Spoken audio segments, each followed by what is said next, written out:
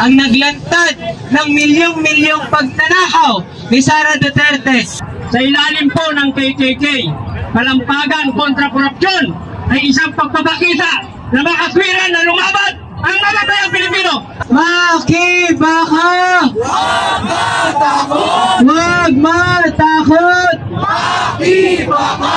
Pagtapos po sa labas ng Kongreso, mula po sa loob ng Kongreso, lalabas po tayo mula sa mga komunidad. Tatawagin ho natin ang mga leader sa mga komunidad, ang mga leader sa mga eskwelahan upang ilantad ang kanilang pagtindik laban sa korupsyon. Sa unang pong tagapagsalita, Eduardo Gato, mula sa Kilusang Mayuuno ng National Capital Region.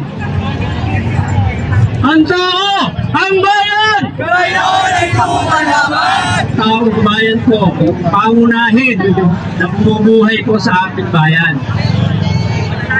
Mula po sa pamamagitan ng buwis ng mga manggagawa at mamamayan, kahit po yung mga kapatid nating mga pulis, karapanan po ang pagnanakaw sa kabayan ng bayan. Hindi po tayo lahat ligtas kung ano bang estado ng ating kabuhayan. Kabataan, manggagawa, magsasaka, at lahat ng mamamayang Pilipino na siyang bumubuhay sa ating bayan. Pero ano ang kalagayan ng ating mamamayan? Kaya po, napakagandang isipin na sa ganitong pagkakataon, yung alyansa ng mamamayan sa ilalim po ng KKK, palampagan kontra korupsyon, ay isang pagpapakita na makaswiran na lumaban ang mamamayang Pilipino. Nandito po tayo sa People Power Monument kung saan pinatutunayan. Dahil itong mga kurakot sa ating bayan, mga niluklok natin sa kapangyarihan, dapat kang ikulong at lahat ng sangkot ay managot. At lahat ng mga politikong ito na nagpapakasasa sa kaban ng bayan, habang ang mamamayan, ang manggagawa, nasasadlak sa sobrang kahirapan. Kaya tayo naghihirap dahil sa pangunahing ginagawa ng dapat nangangalaga sa ating bayan, korupsyon ang ginagawa. Matagal na po itong nangyayari. Pati po ang kalikasan tumulong na upang ilantad yung kabulukan. Kaya yung flood control projects, ang nakontrol nila yung pondo, hindi yung flood. Dahil sa tindi ng korupsyon nagaganap. Hindi lang po yan sa proyekto ng flood control. Sa lahat po ng ahensya ng gobyerno. Nangyayari po yan. Meron po sa pagdating sa serbisyo publiko. Ang tanong, ang sagot pa ng ating mga nasa kapangyarihan, pag tinatanong natin kung nasaan ang pondo para sa edukasyon, kulang daw ang pondo. Nakakalungkot kong isipin, pagdating sa serbisyo publiko, kulang ang pondo. Pero katakot ang ginanakaw sa kaban ng pondo ng ating bayan. Dapat bang tayong magalit? Dapat ba tayong mag-aisa? Ang kapangyarihan na ginagamit sa atin ng mga nakaluklok sa pwesto, ginagamit nila yung kapangyarihan para lalo tayong pahirapan. Ginagamit nila ang kanilang kapangyarihan sa pwesto para lalong kangkamin ang pondo ng bayan. Pero tayong mga manggagawa at mamamayan, kabataan, kababaihan, meron po tayong kapangyarihan. Nandito po sa harap natin pinatutunayan. Ano ba ang kapangyarihan ng taong bayan? Pag nagkaisa ang mga manggagawa at mamamayan, kaya nating mabago ang ating lipunan. Kaya nating mapanagot ang lahat ng sangkot sa korupsyon sa ating bayan. Kaya makaswiran at makataruan ang pagkakaisa ng iba't ibang sektor sa ating bayan, anuman, mayaman man, mahirap man, anuman ang katayuan natin, anumang trabaho natin, anumang industriya ating kinabibilangan, mahalaga po tayo sa ating bayan. Kaya yung pagkakaisa, tuloy lang ang laban at ipakita natin ang kapangyarihan ng taong bayan.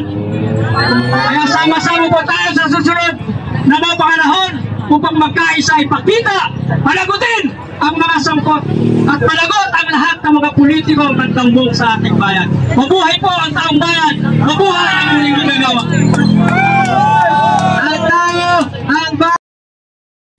ang naglantad ng milyong-milyong pagnanakaw ni Sara Duterte sa DepEd at sa opisina niya bilang Vice Presidente ng Pilipinas.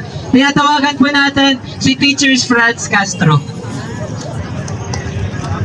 Isang mainit na pagbati sa ating lahat na narito.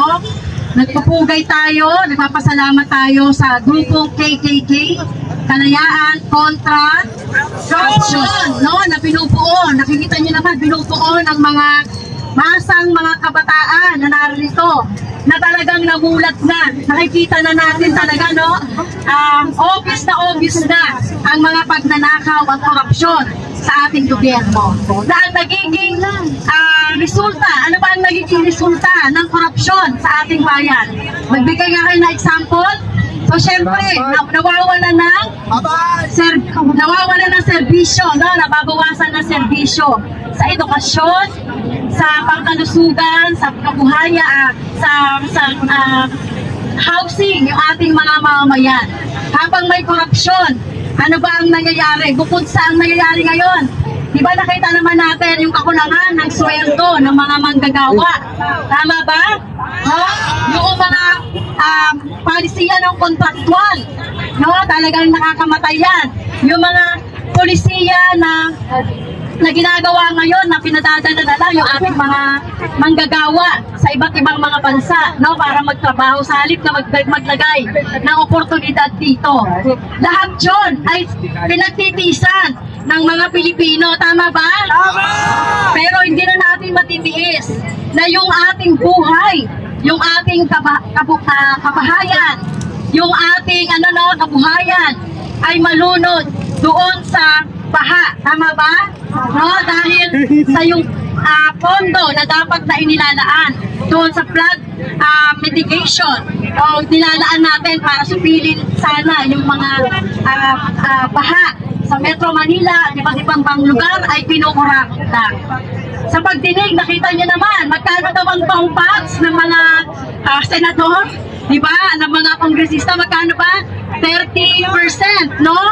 30% dyan, kalahati na lang yan mapupunta doon sa mga project.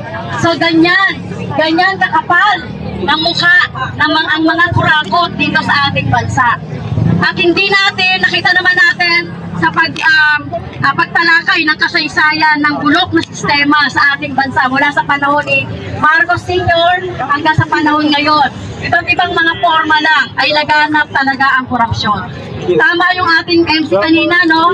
Isa sa talagang nakita natin na lantarang binubulsa ay yung confidential funds. No? Binulgar natin yung 125 na confidential funds na ginastos lang in 11 days. No? Talagang nakakakilabot itong mga nangyayari. At hindi lang si Sara Duterte ang may confidential funds. Sa ngayon, mula sa panahon ni Duterte na tumaas ang confidential funds. At hanggang ngayon, pinagpapatuloy ni Marcos yung 4.5 billion no, na confidential funds na hindi natin alam kung saan ito ginagamit. Baka meron din siyang Very Grace Piato, Sinova, etc. Hindi natin alam yan. At isa pa sa mga kinukurakot bukod sa flood control project ay yung mga lump sum, no? Yung mga program appropriation, yung mga sa pagbabudget, no, tinatanggal yung mga regular na mga budget na dapat na nilalagay doon sa mga regular expenses, nilalagay sa program appropriation para yung mga programs na pangkurakot ay mapupunduhan mapupunduhan sa regular na pondo. Pero nakakapangilabot, alam nyo po ba, sa 6.7 trillion na budget ng ating bansa sa ngayon. Magkano ba yung utangin? Alam nyo ba yun? 2.7 trillion ang utangin. So tayo mula noong panahon ni Duterte ay nasa deficit budget tayo. Yung pala kinukurakot. Pinalakihan ang budget pero kinukurakot. Kaya hindi ko tayo titigil. No?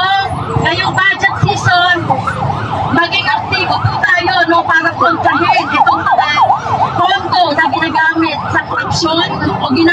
nagiging daan para sa korupsyon ng Marcos administration, ng mga kongresista, ng mga senador at iba pang mga politiko.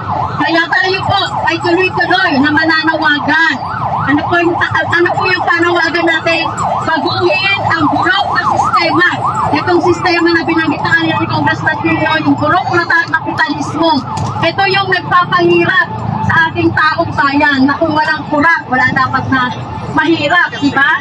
So, sama-sama tayo mga kabataan, ibang mga sektor para labanan ang korupsyon. So, sa September 21, sasama ba kayo? September 21? Sama-sama tayo panawagan para labanan ang korupsyon. Dapat panagutin ang mga korap, dapat panagutin. Si Marcos, dahil siya yung tulot-tulot ng bulok sa ating pamahalaan. At siya yung nag-aproba ng mga budget mula no 2020, 2024-25. Laging laging pinamamadali ang budget, yung pala budget para sa korupsyon. So muli, magsama-sama tayo September 21. Marcos Singilin! Buhay tayo! Mga kasama.